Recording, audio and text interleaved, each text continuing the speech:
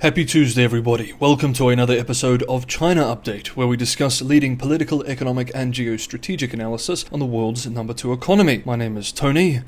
Let's jump in. And first up, in a rare moment of frankness, Chinese Foreign Minister Wang reportedly told the European Union's top diplomat, Callas, that Beijing does not want to see Russia lose the war in Ukraine, not out of support for Moscow per se, but due to fears that a Russian defeat would allow the United States to redirect its strategic focus entirely to China. The comment, first reported exclusively by the South China Morning Post and then confirmed by several other sources familiar with the closed-door meeting, marks a significant departure from Beijing's long-standing public stance that it is a neutral party to the conflict. Wang's candor surprised some European officials present, who saw the exchange as a window into China's deeper geopolitical calculations. Of course, this position shouldn't be surprising, especially for regular viewers of China Update. We have discussed this as Beijing's priority for years. What is surprising is that a top official actually admitted this. According to officials, Wang firmly denied that China is providing material or financial support to Moscow's war effort, something that European officials doubt, insisting that if Beijing had truly intervened, the conflict would have ended already.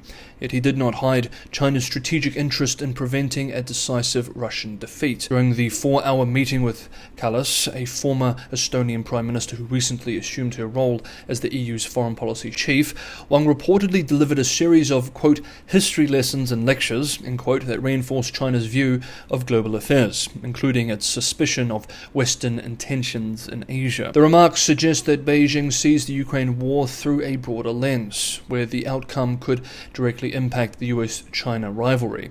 Analysts say this may explain China's ambivalent diplomacy, offering peace proposals while maintaining close ties with Russia, or while hoping to avoid further entanglement. Wang's admission adds weight to the concern that China may prefer a prolonged stalemate in Ukraine that continues to divide Western attention, even as it denies involvement in the war. Next up, as China grapples with persistent deflationary pressures and sluggish demand, top economists and policymakers are beginning to now publicly call for a recalibration of economic governance, focusing not only on macroeconomic adjustments but also micro-level reforms and competition policy. Liu Yuanchun, president of the Shanghai University of Finance and Economics and a prominent advisor to senior officials, emphasized this shift during a forum over the weekend. Liu argued that China must, quote, fully activate micro-level governance, end quote, and place competition policy, quote, at the center, end quote, to tackle the growing challenge of what has become euphemistically referred to as involution, term used in China to describe counterproductive, hyper-competitive dynamics and overcapacity. He noted that while overcapacity is not a new issue, its emergence in advanced and emerging sectors, particularly in tandem with involution, could signal deeper systemic risks. His comments come just days after the Central Finance and Economic Affairs Commission, the Communist Party's top economic body, renewed its focus on, quote, disorderly low-price competition, end quote, pledging to reduce excess capacity in a more, quote, orderly fashion, end quote. Analysts interpret this as a signal that Beijing is once again acknowledging the structural nature of overcapacity, especially in cutting-edge sectors like solar panels, something which Beijing has publicly denied for over a year, as this has been the justification for many nations employing tariffs. The fact that it is being discussed so openly now goes to show just how bad the situation has become for the economy. Li Lecheng, China's Minister of Industry and Information Technology, echoed these concerns during a recent roundtable with solar industry leaders, calling the solar industry a global leader and a flagship for Made in China.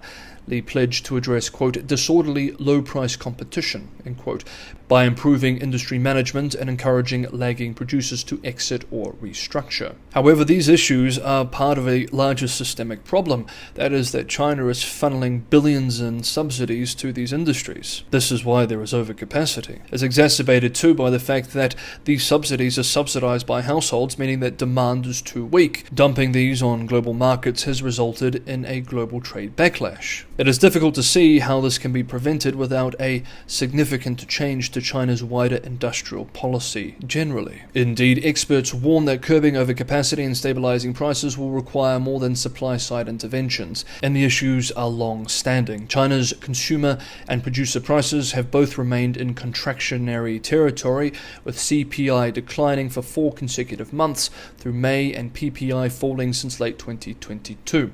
Analysts argue that restoring demand is crucial to reversing these trends. However, Beijing has been trying to do this for several years now, and so far to no success. Next up, US President Donald Trump has escalated his global trade offensive, warning that any country aligning with the BRICS bloc's anti-American policies, to use his words, will face an additional 10% tariff on exports to the United States. Posting on Truth Social late on Sunday, Trump declared, quote, "Any country aligning themselves with the anti-American policies of BRICS will be charged an additional 10% tariff. There will be no exceptions to this policy," end quote. He did not specify which policies or countries might be targeted, but the comments come shortly after a BRICS summit in Rio de Janeiro, where member nations condemned unilateral tariffs and military attacks on Iran, though they did not mention the US directly. Then on Monday, yesterday, host President Lula of Brazil, speaking to a news conference, said it was, quote, "very mistaken and very irresponsible," end quote, of Trump to, quote, "threaten other countries on social media. The world has changed. We don't want an emperor. We are sovereign countries," end quote. He added that there is no going back on reducing dependence on the US currency. Quote, "The world needs to find a way so that our trade relationship does not need to go through the dollar. Nobody has determined that the dollar is the currency standard," end quote. The central banks of BRICS countries have been running a project to examine different possible international payment. China responded to Trump's BRICS-related threat by defending the group's principles of, quote, "openness and cooperation among emerging economies and developing countries," end quote. Its foreign ministry stated that, quote, "protectionism has no future," end quote, reiterating opposition to unilateral tariff increases. Beijing did not go as far, however, as making a reciprocal threat. If you want to join the community here at China Update and follow the most up-to-date analysis on China, as well as the wider Cold War between it and the US-led West, consider subscribing to Market Update, hit the bell notification icon, and you will be. And if you're getting some value from today's episode of China Update, it's a big help if you can hit that like button too. Patreon and Buy Me a Coffee links are in the description for those viewers who want to help keep China Update financially sustainable. This is an independent channel. It relies primarily on subscriber support to keep going. It's just me here making these every day, and this is also a tremendous help. Thank you so much, everyone, for the incredible ongoing support. And finally for today, as China's prolonged real estate downturn shows no sign of recovery, a growing number of distressed developers are turning to aggressive debt restructuring strategies in a last-ditch bid for survival. In an excellent report on this published today, Chinese financial media outlet Caixin argues that these restructurings, which often involve creditors accepting steep losses, quote, "mark a dramatic escalation in the country's years-long property crisis," end quote. The shift follows a precedent set by Sunac China Holdings in January, when it slashed its 15.4 billion yuan, $2.1 billion domestic debt by more than half. That move has emboldened other developers, including CIFI Holdings, Logan Group, Country Garden, and Sino-Ocean, to propose similarly drastic restructuring plans. But tensions are rising as creditors push back. Many proposed plans offer debt reductions of 70% or more, a bitter pill for investors who once hoped for full repayment through extended maturities. Analysts say the era of extend and prevent is now over, as collapsing home sales and mounting losses, $50 billion in 2024 alone for 168 major developers, leave little to no room for delay.